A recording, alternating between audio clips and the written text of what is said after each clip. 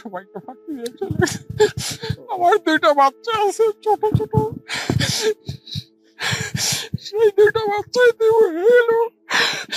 আমি যখন তারে বললাম তুমি তোমার বাচ্চাদের এতিম করে বললা, ওই বাচ্চাগুলোও তো আমার বাচ্চা ছিল, আমি কি করব?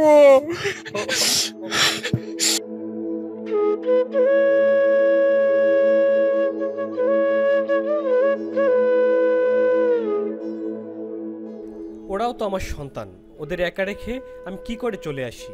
আমি আমার সবকিছু দিয়ে চেষ্টা করেছি ওদের বাঁচাতে। সুপার ফ্রেশ ফর্টিফাইড সয়াবিন তেল, শুরু হোক হেলদি লাইফের জার্নি। মৃত্যুর আগে স্বামীকে দেওয়া একটি প্রশ্নের উত্তরের যে কথা গোটা দেশবাসীর হৃদয়কে নাড়িয়ে দিয়েছিল। বলছি, রাজধানীর উত্তরার মাইলস্টোন স্কুল অ্যান্ড কলেজে মর্মান্তিক বিমান দুর্ঘটনায় অন্তত 20 জন শিক্ষার্থীকে বাঁচিয়ে নিজের জীবন উৎসর্গ করা শিক্ষিকা মাহেরিন চৌধুরীর কথা। পরবর্তী সময়ে জানা গেছে তিনি বাংলাদেশ জাতীয়তাবাদী দল বিএনপির প্রতিষ্ঠাতা শহীদ রাষ্ট্রপতি জিয়াউর রহমানের ভাতিজি।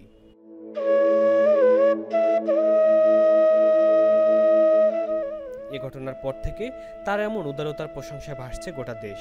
সেই সাথে এদেশের স্বাধীনতা ও সার্বভৌমত্ব রক্ষায় যুগে যুগে জিয়া পরিবারের অবদানের কথাও স্বীকার করেছে বাংলাদেশের জনগণ।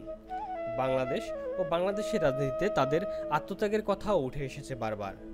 ঠিক এমন সময় মাইলস্টোনের ঘটনা ও জিয়া পরিবারকে কেন্দ্র করে গতকাল ফেসবুকে স্ট্যাটাস দিয়েছেন অনলাইন অ্যাক্টিভিস্ট ও লেখক পিনাকি ভট্টাচার্য।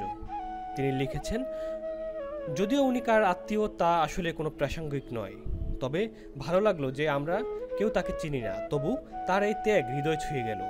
জিয়া পরিবারের সদস্যরা শেখ পরিবারের মতো নন, এমনকি জিয়াউর রহমানের ভাইয়ের নামও আমরা জানি না। আর দেখুন এই শিক্ষিকার বিরচিত ভূমিকা, ছাত্রছাত্রীদের বাঁচিয়ে তিনি নিজে জীবন দিলেন।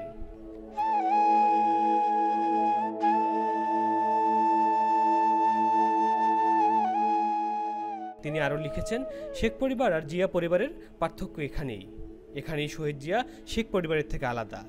এ দেশ আজও শহীদ জিয়ার মতো মানুষের জন্য কৃতজ্ঞ।